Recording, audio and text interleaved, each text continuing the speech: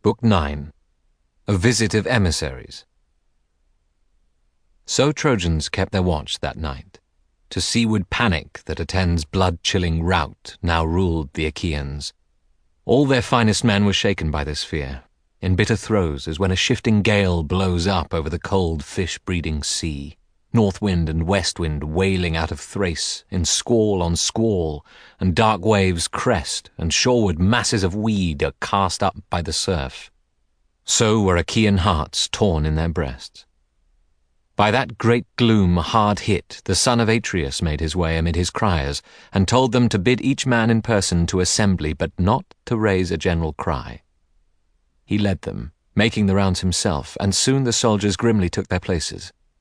Then he rose, with slow tears trickling as from a hidden spring dark water runs down, staining a rock wall, and groaning heavily he addressed the Argives.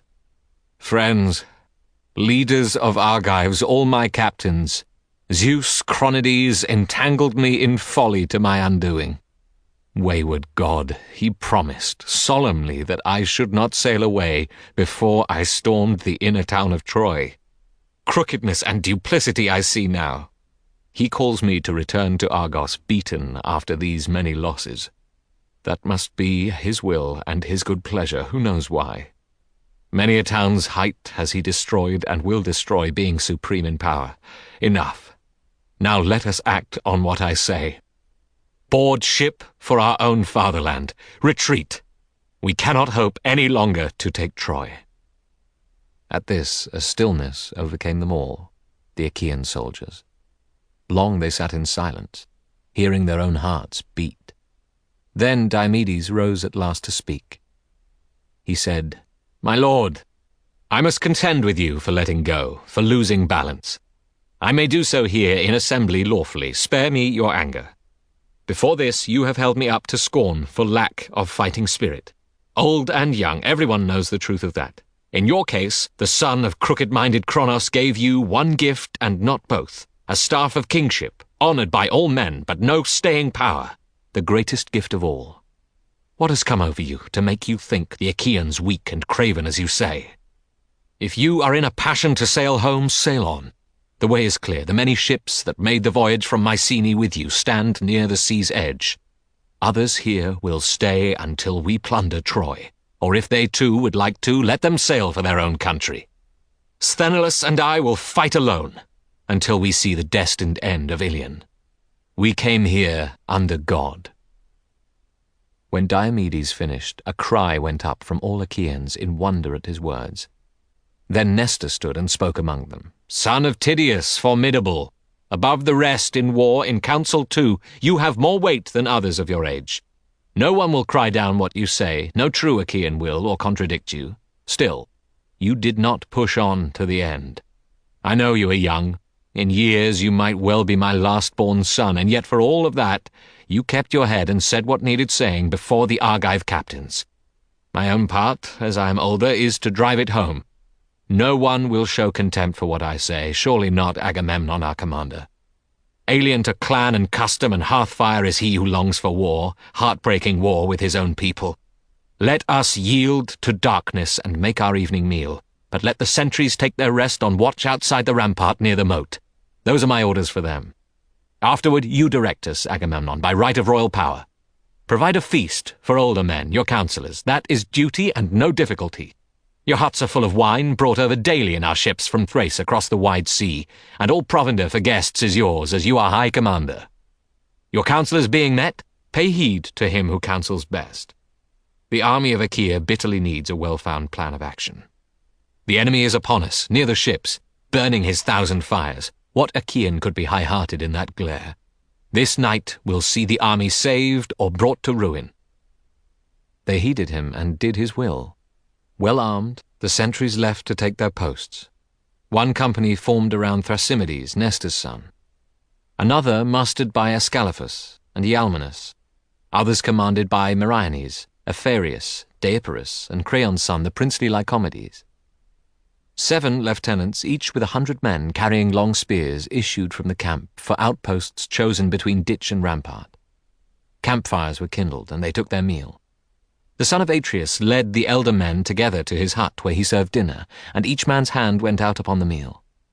When they had driven hunger and thirst away, old Nestor opened their deliberations, Nestor, whose counsel had seemed best before, point by point, weaving his argument.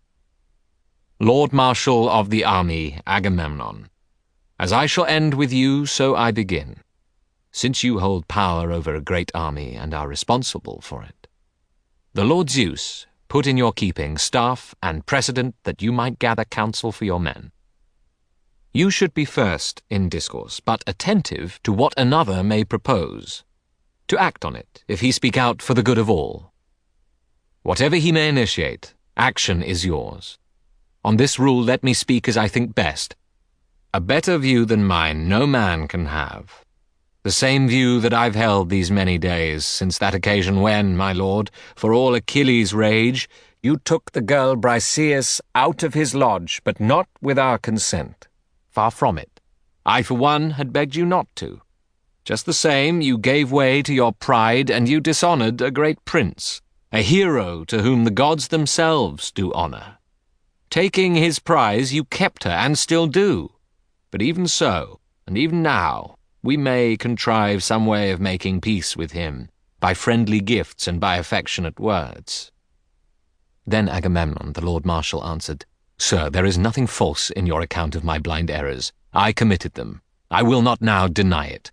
Troops of soldiers are worth no more than one man cherished by Zeus, as he has cherished this man and avenged him, overpowering the army of Achaeans. I lost my head. I yielded to black anger. Now I would retract it and appease him with all munificence.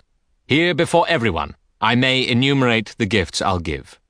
7 new tripods and 10 bars of gold. Then 20 shining cauldrons and 12 horses, thoroughbreds, who by their wind and legs have won me prizes. Any man who owned what these have brought me could not lack resources, could not be pinched for precious gold. So many prizes have these horses carried home. Then I shall give him 7 women, deft in household handicraft, women of Lesbos I chose when he himself took Lesbos town, as they outshone all womankind in beauty. These I shall give him, and 1 more, whom I took away from him then, Briseis' daughter. Concerning her I add my solemn oath, I never went to bed or coupled with her, as custom is with men and women. These will be his at once. If the immortals grant us the plundering of Priam's town, let him come forward when the spoils are shared, and load his ship with bars of gold and bronze. Then he may choose among the Trojan women 20 that are most lovely, after Helen. If we return to Argos of Achaea, flowing with good things of the earth, he'll be my own adopted son, dear as Orestes, born long ago, and reared in bounteous peace. I have 3 daughters now at home, Chrysothemis, Laodice, and Iphianassa. He may take whom he will to be his bride, and pay no bridal gift, leading her home to Peleus' hall. But I shall add a dowry such as no man has given to his daughter. 7 flourishing strongholds I'll give him, Cardamyle and Enope and Hyre in the wild grassland, holy Pheræ too, and the deep meadowland about Anthea. Epia and the vineyard slope of Pedasus, all lying near the sea in the far west of sandy Pylos. In these lands are men who own great flocks and herds. Now, as his liegemen, they will pay tithes and sumptuous honor to him, prospering as they carry out his plans. These are the gifts I shall arrange if he desists from anger. Let him be subdued. Lord Death indeed is deaf to appeal, implacable. Of all gods, therefore, he is most abhorrent to mortal men. So let Achilles bow to me, considering that I hold higher rank and claim the precedence of age. To this Lord Nestor of Gerenia replied, Lord Marshal of the army, Agamemnon, this time the gifts you offer Lord Achilles are not to be despised. Come, we'll dispatch our chosen emissaries to his quarters as quickly as possible. Those men whom I may designate, let them perform the mission. Phoenix, dear to Zeus, may lead the way. Let Ajax follow him, and Prince Odysseus. The criers, Odius and Eurybates, may go as escorts. Bowls for their hands here. Tell them to keep silence while we pray that Zeus, the son of Cronos, will be merciful. Nestor's proposal fell on willing ears, and criers came at once to tip out water over their hands, while young men filled the wine bowls and dipped a measure into every cup. They spilt their offerings and drank their fill, then briskly left the hut of Agamemnon. Nestor accompanied them with final words and sage looks, especially for Odysseus, as to the effort they should make to bring the son of Peleus round. Following Phoenix, Ajax and Odysseus walked together beside the tumbling, clamorous, whispering sea, praying hard to the girdler of the islands that they might easily sway their great friend's heart. Amid the ships and huts of the Myrmidons they found him, taking joy in a sweet harp of rich and delicate make, the crossbar set to hold the strings being silver. He had won it when he destroyed the city of Eetion, and plucking it he took his joy. He sang old tales of heroes, while across the room alone and silent sat Patroclus, waiting until Achilles should be done with song. Phoenix had come in unremarked, but when the two new visitors, Odysseus leading, entered and stood before him, then Achilles rose in wonderment and left his chair, his harp still in his hand. So did Patroclus rise at the sight of the two men. Achilles made both welcome with a gesture, saying, "Peace, my two great friends, I greet your coming. How I have needed it. Even in my anger, of all Achaeans you are closest to me." And Prince Achilles led them in. He seated them on easy chairs with purple coverlets, and to Patroclus, who stood near, he said, "Put out an ampler wine bowl. Use more wine for stronger drink, and place a cup for each. Here are my dearest friends beneath my roof." Patroclus did as his companion bade him. Meanwhile the host set down a carving block within the fire's rays, a chine of mutton and a fat chine of goat he placed upon it, as well as savoury pork chine. Automedon steadied the meat for him, Achilles carved, then sliced it well and forked it on the spits. Meanwhile Patroclus, like a god in firelight, made the hearth blaze up. When the leaping flame had ebbed and died away, he raked the coals, and in the glow extended spits of meat, lifting these at times from the firestones to season with pure salt. When all was done and the roast meat apportioned into platters, loaves of bread were passed round by Patroclus in fine baskets. Achilles served the meat. He took his place then opposite Odysseus, back to the other wall, and told Patroclus to make offering to the gods. This he did with meat tossed in the fire. Then each man's hand went out upon the meal. When they had put their hunger and thirst away, Ajax nodded silently to Phoenix, but Prince Odysseus caught the nod. He filled a cup of wine and lifted it to Achilles, saying, "Health, Achilles. We've no lack of generous feasts this evening. In the lodge of Agamemnon first, and now with you, good fare and plentiful each time. It is not feasting that concerns us now, however, but a ruinous defeat. Before our very eyes we see it coming, and are afraid. By a blade's turn our good ships are saved or lost, unless you arm your valour. Trojans and allies are encamped tonight in pride before our ramparts, at our sterns, and through their army burn 1,000 fires. These men are sure they cannot now be stopped, but will get through to our good ships. Lord Zeus flashes and thunders for them on the right, and Hector in his ecstasy of power is mad for battle, confident in Zeus, deferring to neither men nor gods. Pure frenzy fills him, and he prays for the bright dawn when he will shear our stern post beaks away and fire all our ships, while in the shipways amid that holocaust he carries death among our men, driven out by smoke. All this I gravely fear. I fear the gods will make good his threatenings, and our fate will be to die here, far from the pasture land of Argos. Rouse yourself, if even at this hour you'll pitch in for the Achaeans and deliver them from Trojan havoc. In the years to come this day will be remembered pain for you if you do not. No remedy will come to hand once the great ill is done. While there is time, think how to keep this evil day from the Darnæans.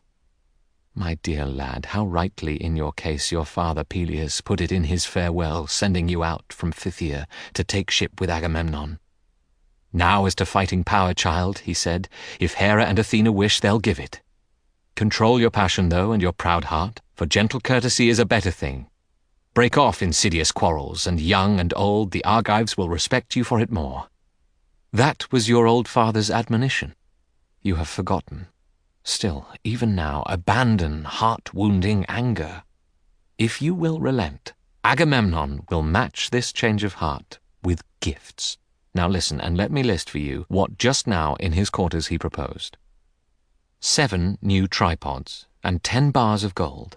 Then 20 shining cauldrons, and 12 horses, thoroughbreds, that by their wind and legs have won him prizes. Any man who owned what these have brought him would not lack resources, could not be pinched for precious gold. So many prizes have these horses carried home.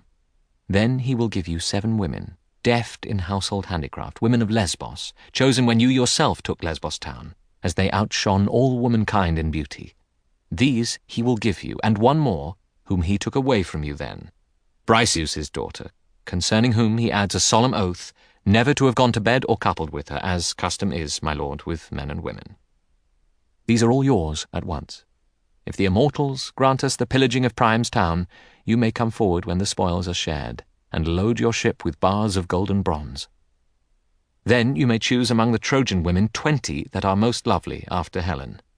And then if we reach Argos of Achaea, flowing with good things of the earth, you'll be his own adopted son, dear as Orestes, born long ago and reared in bounteous peace.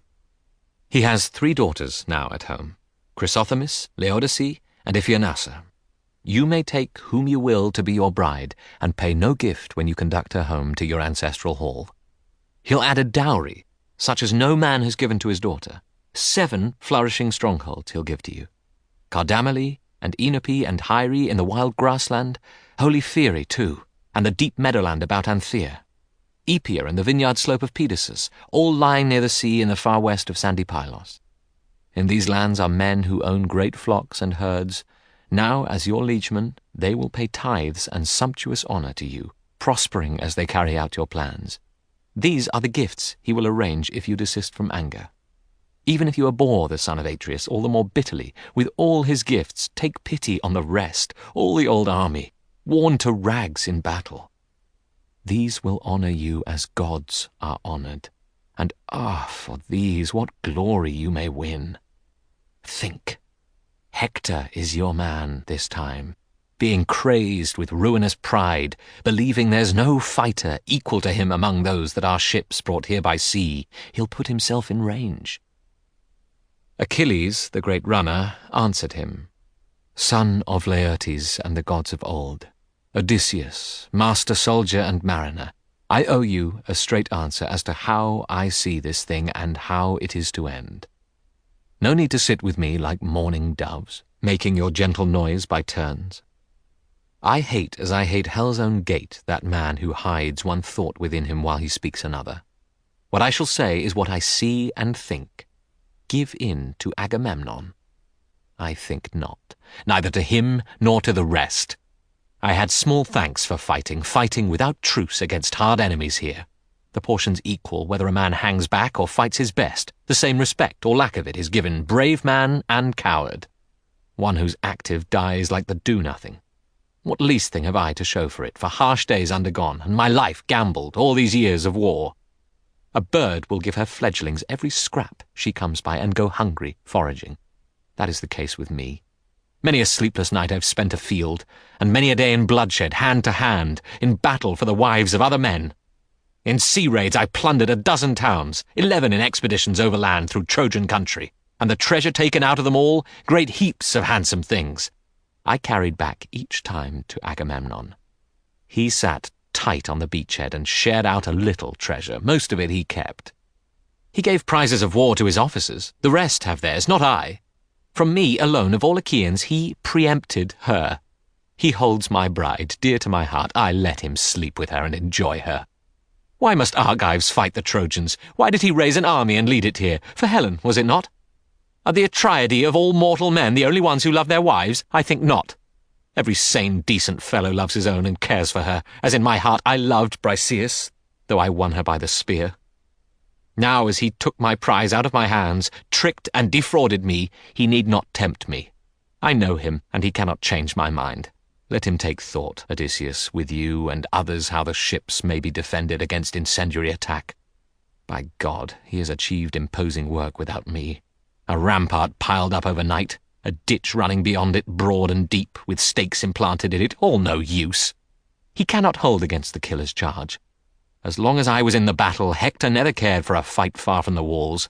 His limit was the oak tree by the gate. When I was alone one day he waited there, but barely got away when I went after him. Now it is I who do not care to fight.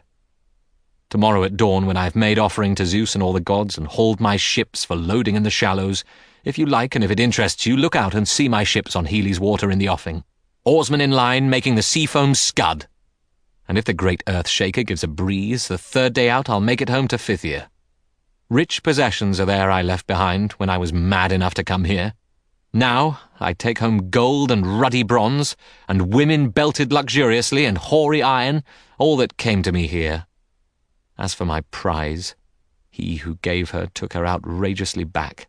Well, you can tell him all this to his face, and let the other Achaeans burn if he in his thick hide of shamelessness picks out another man to cheat.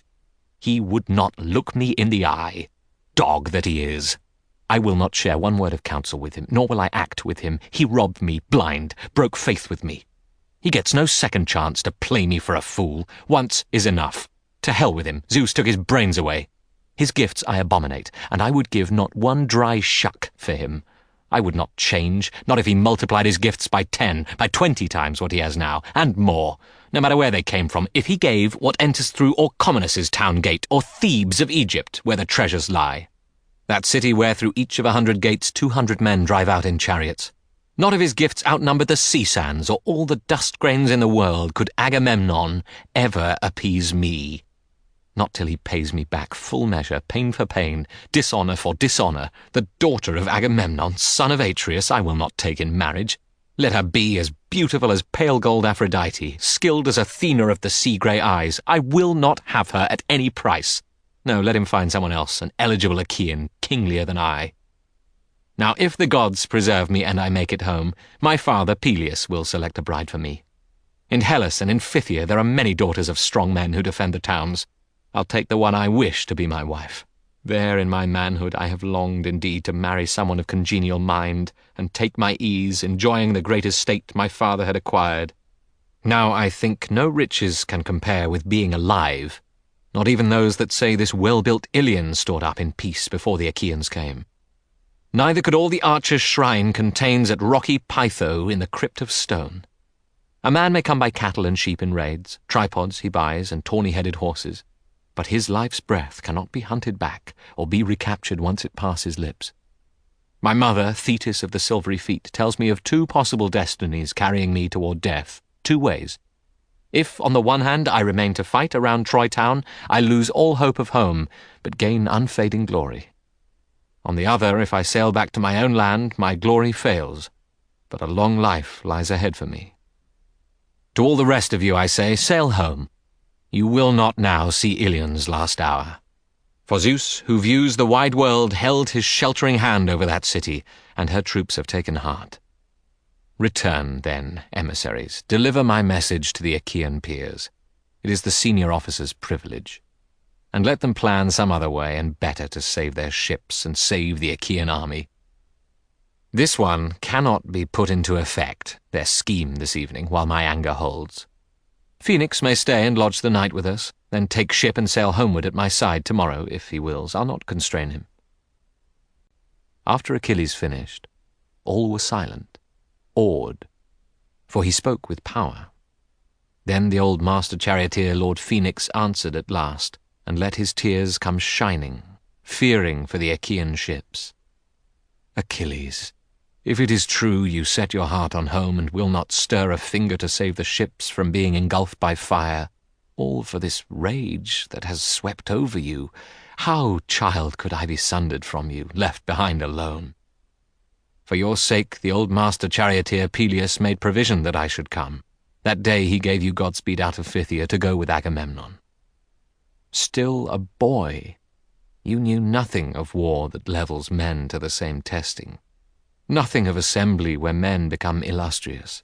That is why he sent me to instruct you in these matters, to be a man of eloquence and action. After all that, dear child, I should not wish to be left here apart from you, not even if God himself should undertake to smooth my wrinkled age and make me fresh and young, as when for the first time I left the land of lovely women, Hellas. I went north to avoid a feud with father, Amintor or Menides. His anger against me rose over a fair-haired slave girl whom he fancied, without respect for his own wife, my mother. Mother embraced my knees and begged that I make love to this girl so that afterward she might be cold to the aging man. I did it. My father guessed the truth at once and cursed me, praying the ghostly furies that no son of mine should ever rest upon his knees, a curse fulfilled by the immortals, Lord Zeus of undergloom and cold Persephone. I planned to put a sword in him, and would have, had not some god unstrung my rage, reminding me of country gossip and the frowns of men. I shrank from being called a parricide among the Achaeans. But from that time on, I felt no tie with home, no love for lingering under the roof-tree of a raging father. Our household and our neighbours, it is true, urged me to stay. They made a handsome feast of shambling cattle butchered and fat sheep. Young porkers by the litter, crisp with fat, were singed and spitted in Hephaestus's fire. Rivers of wine drunk from the old man's store. 9 times they spent the night and slept beside me, taking the watch by turns, leaving a fire to flicker under the entrance colonnade, and one more in the court outside my room. But when the 10th night came, starless and black, I cracked the tight bolt on my chamber door, pushed out, and scaled the courtyard wall, unseen by household men on watch or women slaves. Then I escaped from that place, made my way through Hellas where the dancing floors are wide, until I came to Phthya's fertile plain, mother of flocks, and Peleus the king. He gave me welcome, treated me with love, as a father would an only son, his heir to rich possessions. And he made me rich, appointing me great numbers of retainers on the frontier of Phthia, where I lived as lord of Dolopes. Now it was I who formed your manhood, handsome as a god's, Achilles, I who loved you from the heart. For never in another's company would you attend a feast or dine in hall, never unless I took you on my knees and cut your meat and held your cup of wine. Many a time you wet my shirt, hiccuping wine bubbles in distress when you were small. Patient and laborious as a nurse I had to be for you, bearing in mind that never would the gods bring into being any son of mine. Godlike Achilles, you were the man-child that I made my own to save me some day, so I thought, from misery. Quell your anger, Achilles, you must not be pitiless. The gods themselves relent, and are they not still greater in bravery, in honor, and in strength? Burnt offerings, courteous prayer, libation, smoke of sacrifice, with all of these men can placate the gods when someone oversteps and errs. The truth is, prayers are daughters of Almighty Zeus. One may imagine them lame, wrinkled things with eyes cast down that toil to follow after passionate folly. Folly is strong and swift, outrunning all the prayers, and everywhere arriving first to injure mortal men. Still they come healing after. If a man reveres the daughters of Zeus when they come near, he is rewarded, and his prayers are heard. But if he spurns them and dismisses them, they make their way to Zeus again, and ask that folly dog, that man, till suffering has taken arrogance out of him. Relent. Be courteous to the daughters of Zeus, you too, as courtesy sways others, and the best. If Agamemnon had no gifts for you, named none to follow, but inveighed against you still in fury, then I could never say, discard your anger and defend the Argives. Never, no matter how they craved your help. But this is not so. He will give many things at once. He promised others. He has sent his noblest men to intercede with you, the flower of the army, and your friends, dearest among the Argives. Will you turn their words, their coming, into humiliation? Until this moment, no one took it ill that you should suffer anger. We learned this from the old stories of how towering wrath could overcome great men. But they were still amenable to gifts and to persuasion. Here is an instance I myself remember, not from our own time, but in ancient days. I'll tell it to you all, for all are friends. The Curetes were fighting a warlike race, Aetolians, around the walls of Calydon, with slaughter on both sides. Aetolians defending their beloved Calydon, while the Curetes longed to sack the town. The truth is, Artemis of the Golden Chair had brought the scourge of war on the Aetolians. She had been angered because Aeneas made no harvest offering from his vineyard slope.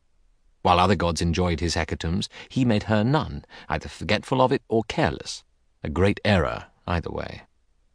In her anger, the mistress of long arrows roused against him a boar with gleaming tusks.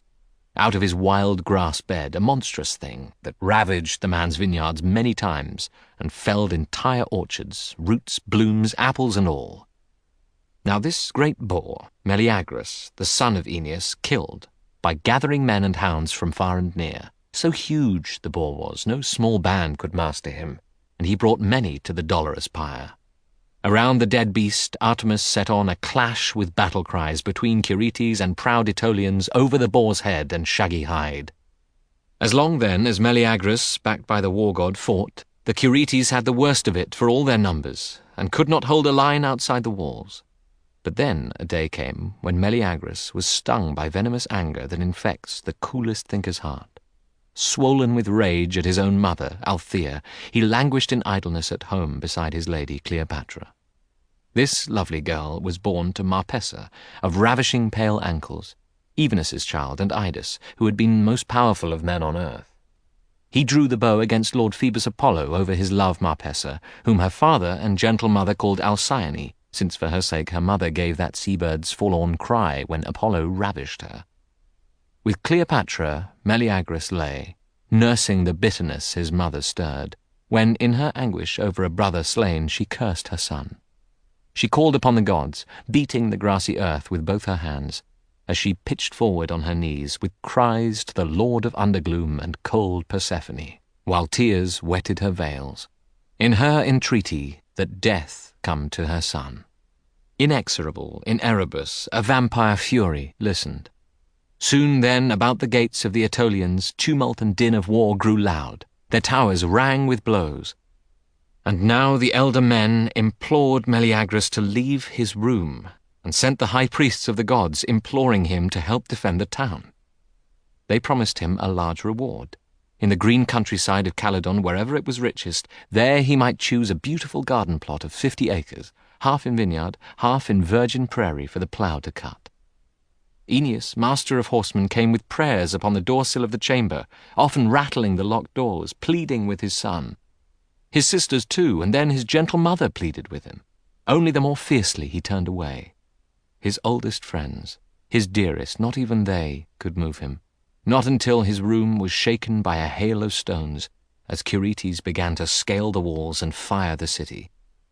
Then at last his lady, in her soft-belted gown, besought him weeping, speaking of all the ills that come to men whose town is taken, soldiers put to the sword, the city razed by fire, alien hands carrying off the children and the women.